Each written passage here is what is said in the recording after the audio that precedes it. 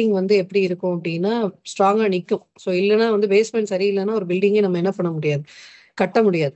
எந்த அளவுக்கு அது இம்பார்ட்டண்ட்டோ அது மாதிரி நம்ம லைஃப்ல ரொம்ப ரொம்ப முக்கியம் வந்து பாத்தீங்கன்னா இன்சூரன்ஸ். ஏன்னா இது வந்து ஒரு ஒரு பேஸ், ஒரு ஃபேமிலியோட பேஸ். ஒரு பிரெட் வினரை நம்பி தான் ஃபேமிலி இருக்காங்க. ஒரு பிரெட் வினர் இறந்து போயிட்டாங்க அப்படின்னா 2 இழப்பு அந்த குடும்பத்துக்கு வந்துருது. ஒண்ணு எமோஷனல் லாஸும் வந்துருது. இன்னொன்னு வந்து ஃபினான்ஷியல் லாஸும் வந்துருது.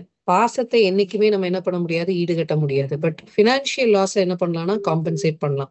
ஸோ அதுக்காக தான் இன்சூரன்ஸ் அப்படிங்கிறது நார்மலி எடுக்குறாங்க. இன்னைக்கு இது நெறைய பேருக்கு புரிஞ்சிருக்கு. முன்ன விட இப்ப வந்து இன்சூரன்ஸ்க்கான அவேர்னஸ் வந்து என்ன ஆயிருக்குன்னா, இன்கிரீஸ் ஆயிருக்குன்னு சொல்லலாம். முன்னாடி இருந்தத விட இப்ப அவேர்னஸ் இன்கிரீஸ் ஆயிருச்சு. அதுக்கு காரணம் வந்து ஒண்ணு கொரோனா வந்து ஒரு ரீசன். 2020ல எப்ப பேண்டமிக் ஒண்ணு வந்ததோ, அப்ப மக்களுக்கு வந்து ஒரு ஃபியர் ஜாஸ்தி ஆயிடுச்சு. அந்த ஃபியர் வந்ததுக்கு அப்புறம் புரொடெக்ட் பண்ணணும் அப்படிங்கிற ஒரு எண்ணமும் வந்துச்சு. ஹெல்த் இன்சூரன்ஸும் எல்லாருமே ஜாஸ்தியா எடுக்க ஆரம்பிச்சாங்க. அதே மாரி லைஃப் இன்சூரன்ஸும் எல்லாரும் அதிகமா எடுத்து வைக்க ஆரம்பிச்சாங்க. அந்த அவேர்னஸ் வந்து ஜாஸ்தியா இருக்கு. முன்னாடிலாம் வந்து பாத்தீங்கன்னா, அதாவது பிஃபோர் கோவிட் சராசரியா ஒரு இந்திய குடிமகனுடைய இன்சூரன்ஸ் கவரேஜ் எவ்வளோக்கு இருக்கும் அப்படின்னு யாராவது கெஸ் பண்ண முடியுமா? Average sum assured of an Indian citizen before covid 2 lakhs இருக்கும் மேடம். 2 lakhs இருக்குமா? ஓகே. சார் வந்து ஒரு கெஸ் சொல்லியிருக்காங்க. எனி அதர் பெர்சன் நீங்க யாராவது கெஸ் பண்ணணும்னு நினைக்கிறீங்களா? எவ்வளோ இருந்திருக்கும் பிஃபோர் கோவிட் டைம்ல?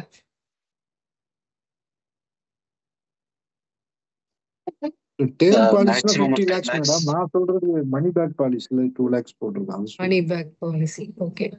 வீரமணி சார் சொல்லுங்க. மேக்ஸிமம் 10 lakhs அந்த மாதிரி ஆவரேஜா. Maximum average. Okay fine. 2 பேரும் நீங்க கெஸ் பண்ணியிருக்கீங்க. பட் நான் கரெக்டா நான் சொல்றேன். ஆக்சுவலி லிம்ரா அப்படின்னு சொல்லி ஒரு ரிசர்ச் ஃபவுண்டேஷன் இருக்காங்க. அதாவது life insurance marketing research association. இவங்க வந்து லைஃப் இன்சூரன்ஸ் ரிலேட்டடான ரிசர்ச் எல்லாம் பண்ணுவாங்க, சர்வேஸ் பண்ணுவாங்க. அவங்களுடைய சர்வே படி பாத்தீங்கன்னா average sum assured of an Indian citizen before covid எவ்வளவு இருந்ததுன்னா ஜஸ்ட் 1,33,000 தான். எவ்வளவுக்கு கவரேஜ் இருக்கு? நான் சொல்றது ஆவரேஜ் சம் அஷ்யூர்ட். ஒருத்தர் 1 கோடி எடுத்திருக்கலாம், ஒருத்தர் 10 லட்சம் எடுத்திருக்கலாம், ஒருத்தர் 5 லட்சம் எடுத்திருக்கலாம், ஒருத்தர் எல்ஐசியில வெறும் 50,000 ரூபாய் பாலிசி எடுத்துக்கலாம். அப்ப சராசரி சம் அஷ்யூர்ட் எவ்வளவுன்னு பார்த்தோம்னா வெறும் 1,33,000க்கு தான் கவரேஜ் அப்படிங்கிறதே வந்து எடுத்திருக்காங்க. ஜஸ்ட் 1,33,000க்கு தான் வந்து பாத்தீங்கன்னா கவரேஜ் எடுத்திருக்காங்க. அப்போ ஒரு நபர் இறந்து போய் அந்த குடும்பத்துக்கு இந்த தொகை வந்ததுன்னா, இந்த 1,33,000 ரூபாங்கிற தொகை வந்ததுன்னா இதை வச்சு எந்த செலவை பார்க்க முடியும்? அவங்க ஃபியூச்சர் பாதுகாப்பா இருக்குமா? No madam. நோ இல்லையா? பத்தாது இல்லையா? ஏன்னா இது வந்து இந்த நாங்கெல்லாம் சேல்ஸ்ல இருந்தப்ப நான் இனிஷியலி சேல்ஸ்ல தான் இருந்தேன். ஒரு 10 years into sales, 10 years into training. அப்பெல்லாம் இந்த மாதிரி சின்ன சம் அஷ்யூர்ட் பாலிசி எல்லாம் என்ன சொல்லுவோம் அப்படின்னா ஃபியூனரல் பாலிசின்னு சொல்லுவாங்க. அப்படின்னா என்னன்னா ஒரு நபர் இறந்து போய் அவருடைய ஃபியூனரல் எக்ஸ்பென்சஸ்க்கே அந்த அமௌண்ட் சரியா போயிடும். ஆனா நிறைய பேர் என்ன நினைச்சிட்டு இருப்பாங்க அப்படின்னா நான் ஆல்ரெடி இன்சூரன்ஸ் எடுத்திருக்கேங்க, எனக்கு பாலிசி இருக்குங்க அப்படின்னு நினைச்சிட்டு இருப்பாங்க. ஆனா அப்படின்னா இட்ஸ் அ கொஸ்டின் மார்க். இந்த 1,33,000 ரூபாய் வச்சு என்ன பண்ண முடியும்? அவங்களோட ஃபியூனரல் எக்ஸ்பென்சஸ்க்கே சரியா போயிடும். பட் அவங்க என்ன நினைச்சிட்டு இருப்பாங்கன்னா நான் இன்சூரன்ஸ் எடுத்திருக்கேன், என் ஃபேமிலிக்காக நான் பாதுகாப்பு பண்ணிட்டேன் அப்படின்னு நினைப்பாங்க. ஸோ அப்ப அந்த அமௌண்ட் பத்தாது. ஆஃப்டர் கோவிட்க்கு அப்புறம் வந்து பாத்தீங்கன்னா நான் சொன்ன மாதிரி அந்த ஃபியர் ஆஃப் டெத், இந்த மாதிரி எல்லாம் கூட வருமா, இப்படி எல்லாம் ஒரு விஷயம் இருக்கா, இதனால அஃபெக்ட் ஆகி இறந்து போவாங்களா? எப்பவுமே நார்மலா இறந்து போறதுன்னு ஒண்ணு இருக்கு, due to age or health problem or accidental death இருக்கு. பட் இந்த மாதிரியான ஒரு விஷயம் கூட லைஃப்ல வருமா அப்படிங்கறத நமக்கு உணர்த்தினது வந்து 2020ல இருந்து அந்த 2022 பீரியட் கொரோனா டைம். அதுக்கப்புறம் மக்களுக்கு அந்த ஃபியர் வந்ததுக்கு அப்புறம் இன்சூரன்ஸ் எடுக்கிறதுக்கான விஷயம் வந்து இன்க்ரீஸ் ஆச்சுன்னு சொல்லலாம். அதுக்கப்புறம் ஆவரேஜ் சம் அஷ்யூர்ட் எவ்வளவுக்கு இன்க்ரீஸ் ஆயிருக்குன்னா 5 லட்சம் ரூபாய்க்கு இன்க்ரீஸ் ஆயிருக்கு. இப்ப சராசரி sum assured of an Indian citizen எவ்வளவு இருக்குன்னா 5 lakhsக்கு இருக்கு. பட் இந்த 5 lakhs அமௌண்ட் கூட இன்னைக்கு போதுமா? 5 lakhs பத்தாது இல்லையா? ஏன்னா இன்னைக்கு வந்து பாத்தீங்கன்னா உங்களுக்கே தெரியும் இன்ஃபிளேஷன் ஒரு விஷயம் இருக்கு இல்லையா? இன்ஃபிளேஷன்னா என்ன? பணத்துடைய மதிப்பு குறைஞ்சிருச்சு, விலைவாசி எல்லாம் என்ன ஆயிடுச்சு, ஜாஸ்தி ஆயிடுச்சு. ஸோ அந்த 5 lakh ஆஃப் அமௌண்ட் வந்து ஃபார் த நெக்ஸ்ட் ஒரு 6 monthக்கான லிவிங் எக்ஸ்பென்சஸ்க்கே அந்த காசு வந்து பத்தாது. ஸோ லிவிங் எக்ஸ்பென்சஸ்க்கே இந்த அமௌண்ட் பத்தாதுங்கிறப்ப குழந்தையோட எதிர்காலத்துக்காக நான் எடுக்கிறேன், என் ஃபியூச்சர் ஃபேமிலியோடைய ப்ரொடெக்ஷனுக்காக எடுத்துக்கிறேன், குழந்தைங்களுடைய ட்ரீம்ஸ் அச்சீவ் பண்றதுக்காக நான் பண்ணி வைக்கிறேன் அப்படின்னா அதெல்லாம் அச்சீவ் பண்ண முடியுமானா நாட் பாசிபிள். அப்ப கொஸ்டின் என்ன அப்படின்னா ஒரு மனிதன் எவ்வளவுக்கு இன்சூரன்ஸ் கவரேஜ் எடுத்துக்கணும்? எவ்வளோக்கு இன்சூரன்ஸ் கவர் எடுத்துக்கணும்? நார்மலா ஒரு மனிதனுடைய உயிரை நம்ம எப்படி பார்ப்போம் அப்படின்னா, விலை மதிப்பு இல்லாததுன்னு சொல்றோம். நம்மளுடைய லைஃப் வந்து ப்ரெஷியஸ். உயிர் வந்து விலை மதிப்பில்ல. உயிருக்கு ஏதாவது விலை சொல்ல முடியுமான்னு நீங்க யார்கிட்டயா போய் கேட்டு பாருங்க. இல்லங்க. உயிர் வந்து விலை மதிப்பு இல்லாதது. It is a precious thing. இல்லையா? ஆனா ஒவ்வொருத்தருடைய உயிருக்கும் ஒரு மதிப்பு இருக்கு. ஒரு வேல்யூ இருக்கு. ஃபினான்ஷியல் பேக்ரவுண்ட்ல அதுக்கு ஒரு வேல்யூ நம்ம சொல்றோம். அந்த வேல்யூவ தான் நம்ம என்னன்னு சொல்றோம்னா, ஹியூமன் லைஃப் வேல்யூன்னு சொல்றோம். எவ்வளோன்னு சொல்றோம்? ஹியூமன் என்னன்னு சொல்றோம்? Human life value. ஷார்ட்டா வந்து இதை எப்படி சொல்லுவோம்னா, ஹெச்எல்வி அப்படின்னு நம்ம சொல்லுவோம். ஹியூமன் லைஃப் வேல்யூவை நம்ம எப்படி சொல்றோம்? HLV, human life value. But question என்ன அப்படின்னா, இப்ப மனிதனுடைய உயிருக்கான அந்த ஹியூமன் லைஃப் வேல்யூ, இப்போ ஃபார் அன் எக்ஸாம்பிள் நம்ம எடுத்துக்கலாம். ஃபார் அன் எக்ஸாம்பிள் வந்து பாத்தீங்கன்னா, கிரிக்கெட்ல வந்து விராட் கோலி இருக்காரு, அவர் எடுத்துக்கிறோம். ஆர் மூவில வந்து பாத்தீங்க அப்படின்னா, ஷாருக் கான் வந்து ஒரு ஸ்டாரா இருக்காரு, அவர் எடுத்துக்கிறோம். ஆர் நார்மல், இப்போ நான் வந்து ஒரு ட்ரைனிங் மேனேஜரா டாட்டால இருக்கேன், என்ன எடுத்துக்கிறோம். இப்போ இந்த 3 பேருமே வந்து ஹியூமன் லைஃப் தானா? எஸ், எல்லாருமே வந்து மனிதர்கள் தான். பட் இந்த 3 பேருடைய ஹியூமன் லைஃப் வேல்யூ சேமா இருக்குமா? விராட் கோலி, ஷாருக் கான், தர்ஷினி ட்ரைனிங் மேனேஜர், 3 பேருடைய ஹியூமன் லைஃப் வேல்யூ ஒரே மாதிரி இருக்குமா? No madam. மாறுபடும் மேடம். மாறுபடும் இல்லையா? சேமா இருக்காது இல்லையா? எதை பொறுத்து மாறுபடும்? ஒருத்தர் வந்து பாத்தீங்கன்னா, விராட் கோலியை பத்தி எல்லாத்துக்குமே உங்களுக்கு தெரியும். ஹீஸ் அ கிரிக்கெட்டர்லேயே வந்து பாத்தீங்கன்னா ஒரு அக்ரெசிவ் கிரிக்கெட் பிளேயர். ஓகே. அதே மாதிரி வந்து ஷாருக் கானை வந்து அந்த பர்டிகுலர், இப்போ இங்க எப்படி ரஜினிகாந்த், விஜய் ஃபேமஸோ அந்த மாதிரி வந்து அங்க ஷாருக் கான் வந்து ரொம்ப ஃபேமஸ் இல்லையா? ஸோ அப்ப வந்து எதை பொறுத்து மாறுபடுது? நான் வந்து நார்மலி டாடா லைஃப் இன்சூரன்ஸ்ல ஒரு 11 வருஷமா ஒர்க் பண்ற ஒரு ட்ரைனிங் மேனேஜர். ஸோ மாறும்னு சொல்றீங்க, எதை பொறுத்து மாறுபடும்? அவங்களோட எக்கானமியை பொறுத்து மாறும்ல மேடம். What is economy? நமக்கு பெரிய ஜார்கண்ட் வேர்ட்ஸ் எல்லாமே வேணாம். சிம்பிளா சொல்லணும்னா எதை பொறுத்து மாறுபடும்? அவங்களோட வருமானம். சராசரி அவங்க செலவை பொறுத்து, அவங்க பண்ணக்கூடிய செலவை பொறுத்து, ஃபேமிலிக்கு தேவையான தொகையை பொறுத்து, வேற என்னவா இருக்கலாம்? முக்கியமான விஷயம் என்னவா இருக்கலாம்? வருமானம் மேடம். வருமானத்தை பொறுத்து. ரொம்ப கரெக்டான வேர்டு நம்ம யூஸ் பண்ணோம் அப்படின்னா, எதை பொறுத்து ஒரு மனிதனுடைய Lifestyle. Human life, not life style. அது இந்த லைஃப் ஸ்டைல் எதுல இருந்து வருது? சரி, நீங்க சொல்ற மாதிரி லைஃப் ஸ்டைல் எதுல இருந்து வரும்? எதை வச்சு அவங்களுடைய வாழ்வாதாரம் லைஃப் ஸ்டைல் இருக்கு? வருமானம் தான் மேடம். So simple. அகைன் எதை பொறுத்து? வருமானத்தை பொறுத்து தானே. ஒருத்தருடைய வருமானத்தை பொறுத்து தானே செலவு பண்றாங்க. இப்போ சார் ஒருத்தர் சொன்னாரு, சேவிங்ஸ் எவ்வளோ செலவு எவ்வளோ ஆகுது ஃபேமிலிக்கு, அதை பொறுத்து வந்து அது என்ன ஆகும் அப்படின்னா மாறுபடும்.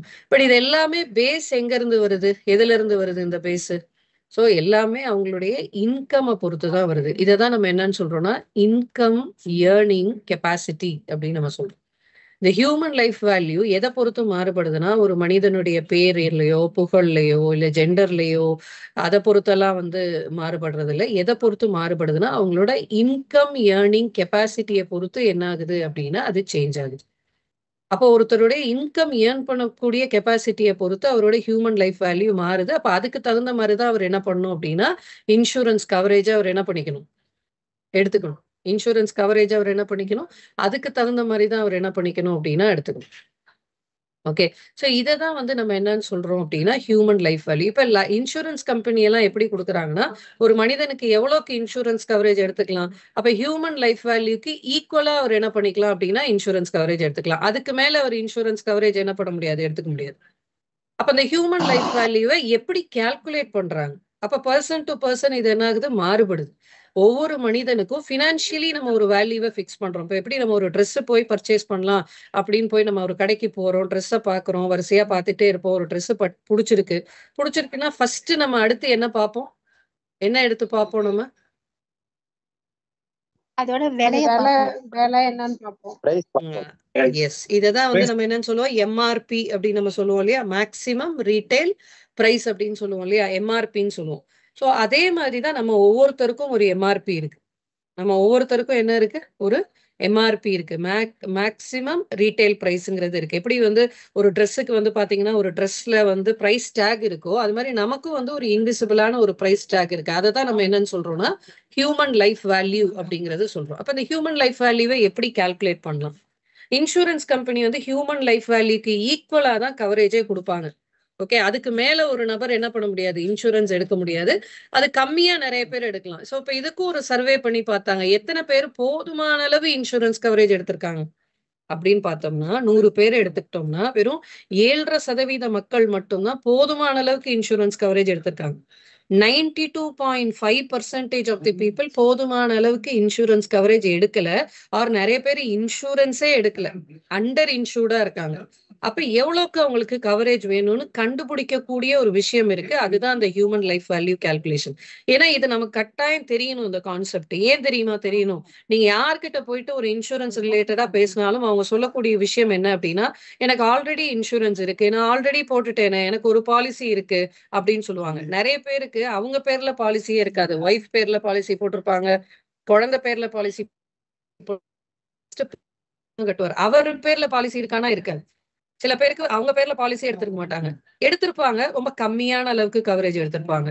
சோ ஒண்ணு அண்டர் இன்சூர்டா இருக்காங்க, ஆர் நாட் இன்சூர்டா இருக்காங்க.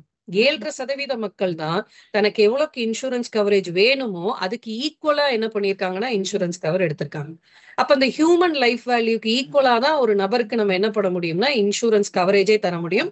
இந்த ஹியூமன் லைஃப் வேல்யூவை இன்சூரன்ஸ் கம்பெனி எப்படி நபருடைய ஆண்டு வருமானத்தை பொறுத்து, அவருடைய இன்கம் பொறுத்து அவருக்கு எவ்வளவுக்கு கவரேஜ் கொடுக்கலாம் அப்படின்னு ஒரு கால்குலேஷனே நம்ம வச்சிருக்கோம். சோ இன்சூரன்ஸ் கம்பெனி இதுக்கான கால்குலேஷன் அப்ப உங்களுக்கு ஷேர் பண்றேன். நீங்க எல்லாம் என்ன பண்ணிக்கலாம் அப்படின்னா நீங்க போட்டோ எடுத்துக்கலாம். நான் கொஞ்சம் மேக்ஸிமைஸ் பண்றேன். ஸ்கிரீன் உங்களுக்கு தெரியுதா நான் ஷேர் பண்ணிருக்கிறது? தெரியுது மேடம். தெரியுதா? Very good, very good. இப்ப இங்க எல்லோ கலர்ல ஹைலைட் பண்ணிருக்கேன், தெரியுதா? இன்கம் மல்டிப்ளையர் அப்படின்னு போட்டிருக்கேன் இல்லையா? தெரியுதா? எல்லோ கலர்ல ஹைலைட் பண்ணிருக்கிறது தெரியுதா? தெரியுது மேடம். Fine, okay.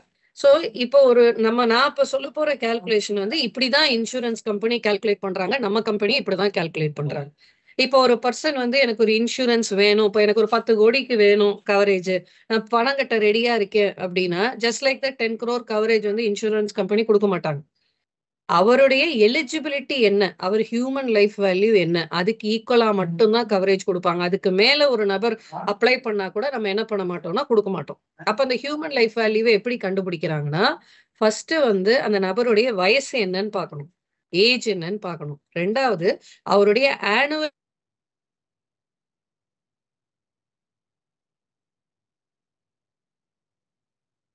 கொடுக்கலாம். இதுக்கு பேர் என்ன அப்படின்னா இன்கம் மல்டிப்ளையர் அப்படின்னு சொல்றோம். இதுக்கு பேர் என்ன, இன்கம் மல்டிப்ளையர் அப்படின்னு சொல்றோம். அப்ப அந்த ஃபர்ஸ்ட் நம்ம 3 விஷயம் இப்ப பார்க்கணும். அவருடைய ஏஜ் என்ன, அவருடைய ஆனுவல் இன்கம் என்ன, இன்டு எத்தனை மடங்கு அவருக்கு கவரேஜ் கொடுக்கலாம். இப்ப பாருங்க 18 இருந்து 35 வயசுல உள்ள நபரா இருக்காரு அப்படின்னா அவருடைய ஆனுவல் இன்கம்ல எத்தனை மடங்கு கவரேஜ் கொடுக்கலாம், 30 மடங்கு கவரேஜ் கொடுக்கலாம். இதே நம்மளுடைய கஸ்டமரோட ஏஜ் 36 இருந்து 40 வயசா இருந்தா எத்தனை மடங்கு கவரேஜ் கொடுக்கலாம், 25 மடங்கு கவரேஜ் கொடுக்கலாம். 41 இருந்து 45னா எத்தனை மடங்கு கொடுக்கலாம் சொல்லுங்க பாக்கலாம். ஏன்னா நீங்க ஸ்கிரீன் 20 எல்லாருமே கவனிக்கிறீங்களா? ஓகே, 1 or 2 persons ஆன்சர் கொடுக்குறாங்க. மத்தவங்க எல்லாம் ஹோப் நீங்க ஸ்கிரீனை பாக்குறீங்கன்னு நினைக்கிறேன். ஜூம் பண்ணி பாருங்க. 41 இருந்து 45 வயசுனா ஓகே சார், தேங்க்யூ. 20 மடங்கு கவரேஜ் கொடுக்கலாம். 46 இருந்து 50 வயசுனா 15 மடங்கு கவரேஜ் கொடுக்கலாம். 51 இருந்து 55 வயசுனா 10 மடங்கு கவரேஜ் கொடுக்கலாம். 56 இருந்து 65 வயசுனா அவங்க ஆண்டு வருமானத்துல 5 மடங்கு தான் கவரேஜ் கொடுக்கலாம். இப்போ ஒரு உதாரணம் நான் சொல்றேன். இப்போ ஒரு கஸ்டமருக்கு வந்து ஒரு டேர்ம் பிளான்காக நம்ம கிட்ட அப்ளை பண்றாரு. அவரோட ஏஜ் வந்து 30. ஓகே, சோ அவர் ஏஜ் 30, அவருடைய ஆனுவல் இன்கம் வந்து 10 லட்சம் ரூபாய். அவருடைய ஆனுவல் இன்கம் எவ்வளவு, 10 lakhs. அப்ப அவருக்கு எவ்வளவு கவரேஜ் கொடுக்கலாம், 25 மடங்கு. 30னா எப்படி, ஆனுவல் இன்கம் இன்டு 30 பண்ணுங்க, எவ்வளவு வருது, 10 lakhs. 10 lakhs அவரோட ஆனுவல் இன்கம். 30 times அவருக்கு ஆனுவல் இன்கம்ல கவரேஜ் கொடுக்கலாம். எஸ், 10 லட்சம் இன்டு 30னா எவ்வளவு, 3 கோடி. எவ்வளவு கவரேஜ் கொடுக்கலாம், 3 கோடிக்கு அவருக்கு எலிஜிபிள். அவர் 5 கோடிக்கு நம்ம கிட்ட அப்ளை பண்ணாருன்னு வச்சுக்கோங்களேன், நம்ம இன்சூரன்ஸ் கம்பெனி பாலிசி தரமாட்டாங்க. ஏன்னா அவருடைய மேக்சிமம் எலிஜிபிலிட்டி எவ்வளவு, 3 கோடி தான். புரியுதா அப்ப நான் சொல்றது? இப்ப இதே வந்து பாத்தீங்கன்னா ஒரு 42 வயசுல உள்ள ஒருத்தர் உங்ககிட்ட அப்ரோச் பண்றாரு. அவருடைய ஆனுவல் இன்கம் 10 lakhs. அப்ப அவருடைய ஹியூமன் லைஃப் வேல்யூ எவ்வளோ? 42 ஏஜ் 10 lakh 2 கோடி. சோ இதுதான் எலிஜிபிலிட்டி. சோ நீங்க ஏஜ் என்னன்னு பார்க்கணும், இன்கம் மல்டிப்ளையர் என்னன்னு பார்க்கணும். So annual income age into income multiplier. So இதை தான் நீங்க வந்து கரெக்டா ஞாபகம் வச்சுக்கோங்க. வயசை பார்த்துக்கோங்க, அவரோட ஆனுவல் இன்கம் என்னன்னு கேளுங்க, எத்தனை மடங்குக்கு கவரேஜ் கொடுக்கலாம். ஸோ 18 to 35ல 30 டைம்ஸ் வரைக்கும் கவரேஜ் கொடுக்கலாம். 36 to 40 வரப்ப அந்த மல்டிப்ளையர் என்ன ஆயிடுது? குறைஞ்சிடுது. வயசு அதிகமாக அதிகமாக அந்த இன்கம் மல்டிப்ளையர் என்ன ஆயிடுது? கம்மியாகுது. அப்போ ஒரு டேர்ம் பிளான் கான்செப்ட் எல்லாம் ஒருத்தர் எப்ப எடுக்கணும்னா வயசு கம்மியா எடுக்கிறப்ப அவருக்கு கவரேஜும் ஜாஸ்தியா எடுத்துக்கலாம். ஓகே, சோ இப்போ உங்களுக்கு கான்செப்ட் புரிஞ்சிருக்கும் அப்படின்னு நினைக்கிறேன். இப்போ வந்து இன்னும் ஒரே ஒரு எக்ஸாம்பிள் மட்டும் நம்ம பார்க்கலாம். 38 வயசுல உள்ள ஒரு நபர், 38 வயசுல, நான் மேல் ஃபீமேல் எல்லாத்துக்கும் இது காமன் தான், 38 வயசு. ஓகே, அவங்களுடைய ஆனுவல் இன்கம் 5 lakhs. அப்ப எவ்வளவுக்கு கவரேஜ் கொடுக்கலாம்? 1 கோடி. 1.75 ஆனுவல் இன்கம் நல்லா கவனிச்சுக்கோங்க. 38 வயசு, ஆனுவல் இன்கம் எவ்வளோ? 5 லட்சம். ஃபர்ஸ்ட் ஆஃப் ஆல் மல்டிப்ளையர் என்ன இருக்குன்னு பாருங்க. நான் சொல்ற ஏஜ் பிராக்கெட்ல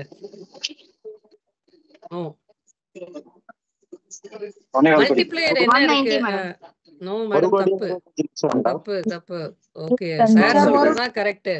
36 to 40. இப்ப நான் சொன்ன ஏஜ் எங்க? இங்க தானே வருது, 2வது ஸ்லாப்ல தானே வருது. 38 வயசு சொன்னேனா? 38 வயசுக்கு எத்தனை மடங்கு இங்க கவரேஜ் போட்டிருக்காங்க? 25 தானே போட்டிருக்காங்க. அப்ப 5 lakh into 25 பண்ணீங்கன்னா அப்ப எவ்வளவு கவரேஜ் கொடுக்கலாம்? 1.25 கோடிக்கு கொடுக்கலாம். He is eligible for 1 crore 25 lakhs. இப்ப புரியுதா கான்செப்ட்? இப்ப புரியுதா? இப்படிதான் இன்சூரன்ஸ் கம்பெனி ஹியூமன் லைஃப் வேல்யூவை கால்குலேட் பண்றாங்க. ஒருத்தருக்கு எவ்வளவு eligible to take a life cover அப்படிங்கறத இந்த சார்ட்டை வச்சுதான் என்ன பண்றாங்கன்னா கால்குலேட் பண்றாங்க. ஹோப் எல்லாருமே இதை ஸ்கிரீன்ஷாட் எடுத்திருப்பீங்கன்னு நினைக்கிறேன். சேவ் பண்ணி வச்சுக்கோங்க. ஓகே, சேவ் பண்ணி வச்சுக்கோங்க.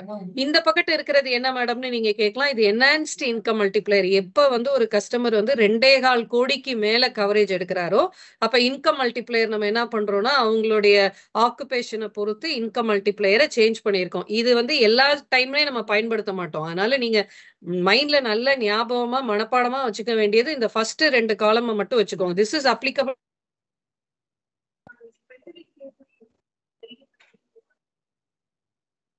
பயன்படுத்தலாம். பட் நமக்கு எப்பவுமே யூஸ் பண்ண வேண்டிய ஒரு மல்டிப்ளையர் என்ன அப்படின்னு பாத்தீங்கன்னா இந்த ஃபர்ஸ்ட் 2 காலம்ல உள்ள மல்டிப்ளையர் தான். அதனால இதை நல்லா ஞாபகம் வச்சுக்கோங்க. இதுதான் ஹியூமன் லைஃப் வேல்யூ கான்செப்ட். இதுல ஏதாவது டவுட் இருக்கா? யாராவது ஏதாவது சந்தேகம் இருக்கா? ஏதாவது இருந்தா கேளுங்க. ஏன்னா அடுத்த நான் ஒரு கான்செப்ட நான் சொல்றேன். Any question? அந்த ஸ்கிரீன்ஷாட் ஒரு போடுறீங்களா? அந்த ஸ்கிரீன் மேடம் நீங்க உங்க போன்லயே ஸ்கிரீன்ஷாட் எடுத்துக்கலாமே. ஸ்கிரீன்ஷாட் இல்ல மேம், ஒரு போன்லயே தடவை நீங்க அந்த பேஜ் எடுக்கலாமே. போடுங்க. ஸ்கிரீன் எடுத்துக்க, ஸ்கிரீன்ஷாட் எடுத்துக்கிறீங்களா? ஓகே, இந்த ஒரே நிமிஷம் இருங்க. இன்னும் கொஞ்சம் ஜூம் பண்ணிட்டு உங்களுக்கு கொடுக்குறேன். இப்ப எடுத்துக்கணும்.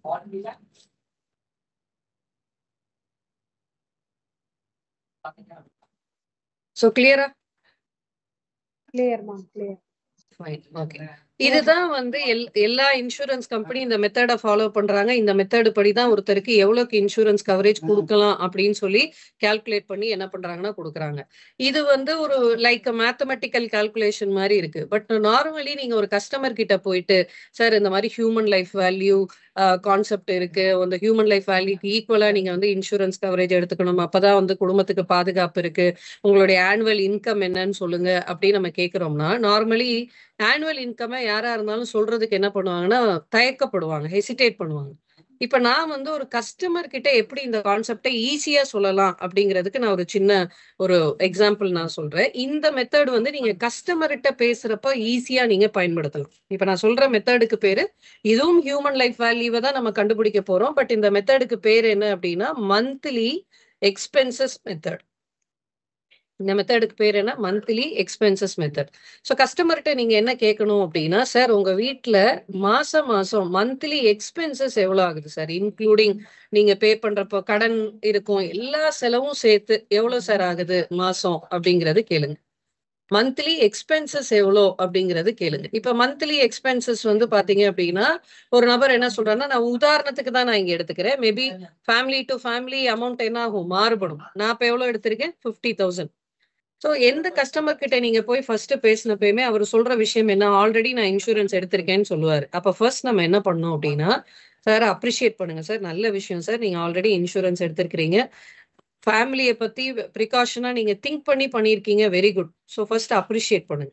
தென் சார் உங்களுக்கு எவ்வளோக்கு இன்சூரன்ஸ் கவரேஜ் இருக்கு, எங்க போட்டிருக்கீங்க, சும்மா ரொம்ப டெப்தா அந்த பிளானை பத்தி எல்லாம் அவர்கிட்ட ரொம்ப எல்லாம் கேட்காதீங்க. ஜஸ்ட் சில இன்ஃபர்மேஷன் கலெக்ட் பண்ணிக்கோங்க.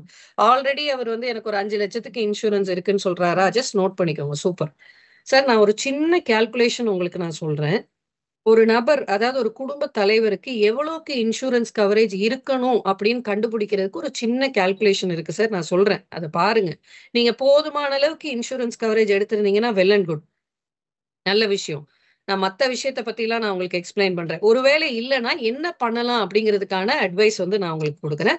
ஸோ அதை கண்டுபிடிக்கிறதுக்கு ஒரு சின்ன கால்குலேஷன் சார். உங்க வீட்டுக்கு மந்த்லி எக்ஸ்பென்சஸ் எவ்வளோ ஆகுது சார், மாசம் இந்த தொகை இருந்தாதான் ஃபேமிலி ரன் பண்ணலாம்னா எவ்வளோக்கு வந்து அமௌண்ட் தேவைப்படுது ஒரு மாசத்துக்கு. ஸோ அந்த அமௌண்ட்டை போட்டுக்கோங்க. ஃபார் அன் எக்ஸாம்பிள் நான் 50,000 போட்டிருக்கேன் சார். அப்ப லைஃப் கவர் உங்களுக்கு எவ்வளோ வேணும் அப்படின்னு சொல்லி ஃபினான்ஷியல் எக்ஸ்பர்ட் சொல்றாங்க அப்படின்னா, மந்த்லி எக்ஸ்பென்சஸ் அமௌண்ட் இன்டூ 200 டைம்ஸ்க்காவது லைஃப் கவர் இருக்கணும்னு சொல்றாங்க. இன்டூ எத்தனை மடங்குக்காவது கவரேஜ் இருக்கணும், மாச செலவு இன்டூ எத்தனை மடங்கு இருக்கணும், 200 மடங்கு இருக்கணும்.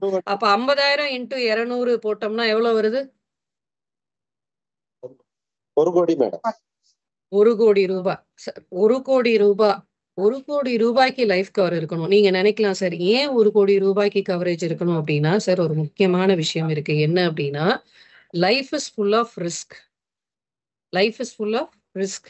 இந்த நிமிஷம் நம்ம நல்லா பேசிட்டு இருக்கோம், அடுத்த நிமிஷம் நம்ம எப்படி இருப்போம்னு யாருக்குமே தெரியாது. இன்கேஸ் லைஃப்ல ஒரு ரிஸ்க் ஏற்பட்டுருச்சு அப்படின்னா, அந்த குடும்ப தலைவர் அவருடைய மந்த்லி எக்ஸ்பென்சஸ் இன்டூ 200 டைம்ஸ்க்கு லைஃப் கவர் எடுத்திருந்தா இந்த 1 கோடி ரூபாய் பணம் யார் கைக்கு போகும், யார்கிட்ட கொடுப்போம்? நம்ம ஃபேமிலி நாமினி, ஃபேமிலி கிட்ட கொடுப்போம் இல்லையா? ஓகே, ஸ்கிரீன் தெரியுது இல்லையா? நீங்களும் பார்த்துட்டு தானே இருக்கீங்க நான் போடுற கால்குலேஷன். Fine, okay. சோ இந்த பணத்தை யார்கிட்ட நம்ம கொடுக்குறோம்? ஃபேமிலி கிட்ட கொடுக்குறோம். ஃபேமிலி இந்த பணத்தை சேஃபா எங்கேயாவது இன்வெஸ்ட் பண்ணணும் அப்படின்னு நினைக்கிறாங்கன்னா எங்க இன்வெஸ்ட் பண்ணுவாங்க? Mutual fund.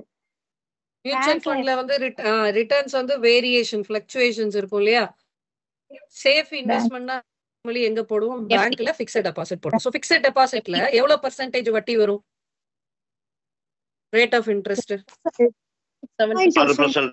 7.5 or 8. 7. ஓகே, 7லாம் வந்து சீனியர் சிட்டிசனுக்கு தான் வருது. ஆனா லாங் டேர்ம் பெர்ஸ்பெக்டிவ்ல ஃபிக்ஸட் டெபாசிட்டோட ரேட் ஆஃப் இன்ட்ரெஸ்ட் பார்த்தோம்னா 6% தான். இப்போ 1 கோடிக்கு 6%னா வருஷத்துக்கு எவ்வளவு வட்டி வரும்?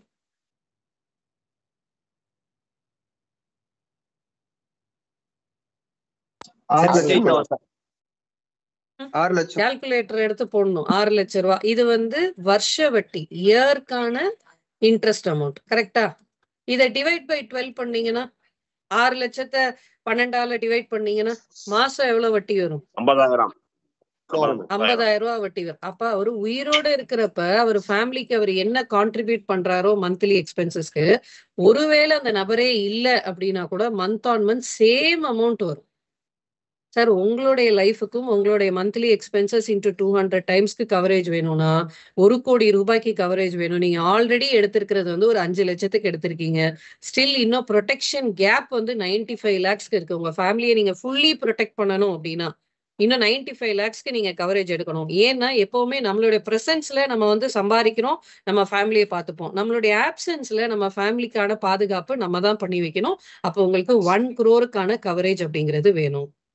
ஸோ இதுக்கான சொல்யூஷன் தான் சார் நான் கொடுத்துட்டு இருக்கேன். ஆஸ் அ லைஃப் பிளானரா டாட்டால என்னுடைய ஒர்க்கே என்ன அப்படின்னா, ஒரு ஃபேமிலிக்கான ஃபினான்ஷியல் ப்ரொடெக்ஷன் கொடுக்கறதா என்னுடைய வேலை. இதுக்கு டாட்டால வந்து ஒரு பெஸ்ட் பிளான் இருக்கு, ஒரு யூனிக் சொல்யூஷன் இருக்கு, சம்பூர்ண ரக்ஷா ப்ராமிஸ் ஆர் பரம் ரக்ஷா லைஃப் ப்ரோ பிளஸ். நீங்க பிளான் அதுக்கப்புறம் எக்ஸ்பிளைன் பண்ணலாம். இது வந்து பிளான் எக்ஸ்பிளைன் பண்றதுக்கு முன்னாடி நம்ம அவங்க கிட்ட சொல்ற கான்செப்ட். ஸோ இந்த மெத்தடுக்கு பேர் என்ன? Monthly expenses method.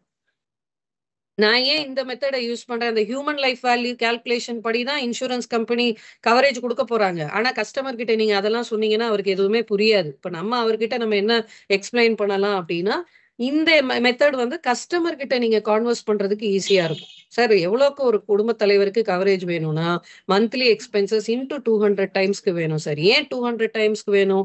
Life is full of risk sir. இந்த நிமிஷம் நல்லா பேசிட்டு இருக்கோம், அடுத்த நிமிஷம் எப்படி இருப்போம் தெரியாது. இன்கேஸ் ரிஸ்க்னா ஃபேமிலிக்கு இந்த பணம் வரும். ஃபேமிலி இதை சேஃபா ஒரு இடத்துல இன்வெஸ்ட் பண்ணணும்னா எஃப்டில போடுறாங்க. எஃப்டில எவ்வளவு % சார் வட்டி வரும்? இதெல்லாம் அவங்ககிட்ட கேட்கணும். 1 by 1 கான்வர்ஸ் பண்ணிக்கிட்டே இதை நீங்க பேப்பர்ல எழுதணும். 6% 6%னா எவ்வளவு சார் வட்டி வருது? 6 லட்சம். டிவைட் பை 12 பண்ணோம்னா பர் மந்த் 50,000. ஸோ நான் இருக்கப்ப நான் என் குடும்பத்துக்கு எவ்வளவு மாசம் மாசம் கான்ட்ரிபியூட் பண்றேனோ, நானே இல்லைன்னா கூட என் ஃபேமிலிக்கு மந்த் ஆன் மந்த் சேம் 50,000 வரும். என்னுடைய ஃபேமிலி பேசிக் தேவைகளுக்கு யாரை போய் எதிர்பார்க்கணுங்கிற அவசியம் கிடையாது. ஸோ இதுக்கான சொல்யூஷன் கொடுக்கறதா என்னோட வேலை. ஆஸ் அ லைஃப் பிளானரா நான் நிறைய ஃபேமிலிஸ்க்கு இதுக்கான சொல்யூஷன்ஸ் நான் கொடுத்துட்டு இருக்கேன். இந்த மெத்தடை பயன்படுத்தலாமா? Very simple method. ஏன் நான் வந்து இங்க பாருங்க, நான் இன்கமே கேட்கல. நீங்க யார்கிட்டயா போய் இன்கமை கேட்டு பாருங்க, சொல்லுவாங்களா? சொல்ல மாட்டாங்க. யாரு? நானே சொல்ல மாட்டேன். என்னோட இன்கம் யாராவது கேட்டாங்கன்னா ஒண்ணு சொல்ல மாட்டோம். இல்ல ரொம்ப நம்மள கம்பல் பண்ணி கேட்கறாங்கன்னா நம்ம என்ன பண்ணுவோம்? கம்மியா சொல்லுவோம் இல்லையா? இல்ல ஒரு பொய்யான ஒரு கம்மியா சொல்லுவோம், தப்பா சொல்லுவோம், இல்ல ஒரு ராங் ஃபிகர் தான் சொல்லுவோமே ஒழிய ரைட் இன்ஃபர்மேஷன் நம்ம என்ன பண்ண மாட்டோம் அப்படின்னா கொடுக்க மாட்டோம். ஆனா இதே வந்து செலவு கேளுங்க, எவ்வளவு உங்க வீட்டுக்கு அவங்க வந்து எப்பவுமே அவங்களுடைய தாட் என்ன அப்படின்னா, எப்பவுமே நீங்க செலவை கேட்டீங்கன்னு வச்சுக்கோங்களேன், ஜாஸ்தியா சொல்லுவாங்க. செலவு கேட்டீங்கன்னா என்ன பண்ணுவாங்க? கூட சொல்லுவாங்க. ஏன்னா அது வந்து கூடவே எவ்வளவு செலவாகுது அதை விட ஜாஸ்தியாவே சொல்லுவாங்க. அது ஆகுதுங்க, மாசம் மாசம் எவ்வளவு வந்தாலும் பத்தலைங்க, சம்பளம் வர்றது எல்லாத்தையும் செலவு, அதுக்கு மேலேயும் செலவாகுதுன்னு ஒரு பெரிய தொகையை சொல்ல. நமக்கு தேவை அந்த அமௌண்ட். அந்த அமௌண்ட்டை பேஸ் பண்ணி தான் நம்ம அவங்களுக்கு எவ்வளவுக்கு கவரேஜ் வேணுங்கிறதே நம்ம என்ன பண்ண வைக்க போறோம்னா புரிய வைக்க போறோம். புரியுதா? சோ இதை வந்து ஸ்கிரீன்ஷாட் எடுத்து வச்சுக்கோங்க. எந்த கஸ்டமர்கிட்டயும் ஒரு பேப்பர் அண்ட் பென் எடுத்து எக்ஸ்பிளைன் பண்ணுங்க. யார் ஆல்ரெடி இன்சூரன்ஸ் எடுத்திருக்கேன்னு சொல்லிட்டாங்கன்னா, ஐயோ அவர் எடுத்திருக்கேன்ட்டாரே, நம்ம எப்படி பிளான் செல் பண்றது? அப்படிலாம் இல்ல. எடுத்திருக்கேன்னு சொல்றாரா, ஃபர்ஸ்ட் அவரை அப்ரிஷியேட் பண்ணுங்க.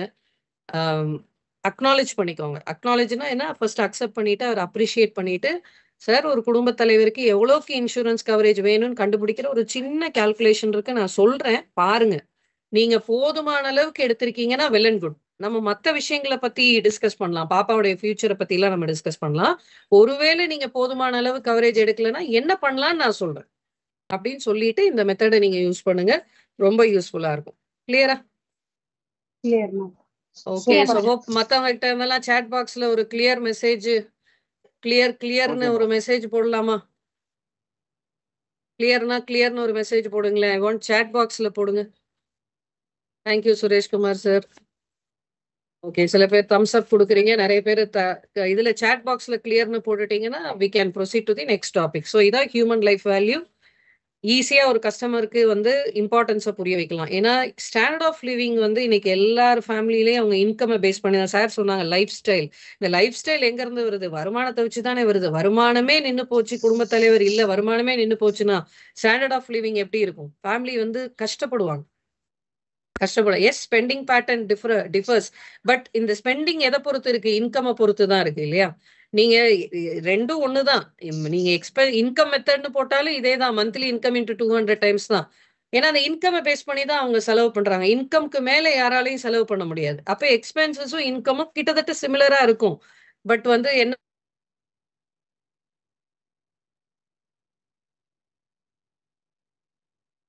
ரொம்ப சிம்பிள். மாசத்துக்கு லிவிங் எக்ஸ்பென்சஸ்க்கு இவ்வளவு பணம் வேணும், நான் இருந்தா அதை கான்ட்ரிபியூட் பண்ணிடுவேன், நான் இல்லைன்னா எப்படி மாசம் மாசம் அந்த இன்கம் வரும்? நான் வந்து எல்லா ட்ரைனிங் ப்ரோக்ராம்லயும் இதை சொல்றதுதான். பாலிசி பஜாருடைய ஒரு ஆடு, ரொம்ப பவர்ஃபுல்லான ஆட், ரொம்ப சிம்பிளான ஒரு ஆடு. ஜஸ்ட் வந்து பாத்தீங்கன்னா ஒரு ஒன் மினிட்ல வரக்கூடிய ஒரு ஆடு தான். அந்த ஆட்ல வந்து பாத்தீங்கன்னா அந்த லேடி சொல்லுவாங்க, இந்த மந்த் வீட்டு செலவுக்கு வந்து பாத்தீங்கன்னா அண்ணி கிட்ட கேட்டு நான் வாங்கி செலவு பண்ணிட்டேன், பட் அடுத்த மாசத்துக்கு நான் என்ன பண்ண போறேன்னு தெரியல, நீங்க ஒரு டேர்ம் பிளான் எடுத்திருக்கலாம்ல அப்படின்னு கேட்பாங்க. ஜஸ்ட் ஒரு சிம்பிள் ஒரு 1 minute ஆட், பட் எவ்வளவு பவர்ஃபுல்லா இருக்கு பாருங்க. ஏன்னா மாசம் மாசம் நமக்கு காசு வேணும். இப்ப சாப்பாட்டு செலவுக்காகவோ லிவிங் எக்ஸ்பென்சஸ்க்காகவோ ஒரு ப்ராப்பர்ட்டியை வித்து காசு எடுத்து செலவு பண்ண முடியுமானா தட் இஸ் நாட் பாசிபிள். ஏன்னா அதோட ப்ராப்பர்ட்டியோட மதிப்பு 1 கோடியா இருக்கலாம். இல்ல வேற ஒரு காரணத்துக்காக பண்ணியிருக்க சேவிங்ஸை நம்ம எடுக்க முடியாது. பட் லிக்விடா வி நீட் மணி. அதுக்கு ஒரே option term plan protection. But term plan எடுங்கன்னு சொன்னா யாருக்கும் புரியாது. பட் இதை சொல்லிட்டு ஏன் அவங்க டேர்ம் பிளான் எடுக்கணுங்கிறத புரிய வச்சீங்கன்னா every one will take a term plan. So இதுதான் நீங்க வந்து ஒரு இன்சூரன்ஸ்க்கான கான்வர்சேஷன் ஓப்பன் அப் பண்றதே வந்து இந்த விஷயத்த நீங்க யூஸ் பண்ணீங்கன்னா ஒரு ஒரு கான்செப்ட் செல்லிங் மாதிரி ஃபர்ஸ்ட் கான்செப்டை செல் பண்ணிட்டு தென் நம்ம ப்ராடக்ட்டுக்குள்ள போகலாம். Okay, so thank you. எல்லாருமே ஆன்சர் பண்ணியிருக்கீங்க. ஸோ சாட் பாக்ஸ்ல வந்து உங்களுடைய ரெஸ்பான்ஸ் போட்டிருக்கீங்க. தேங்க்யூ.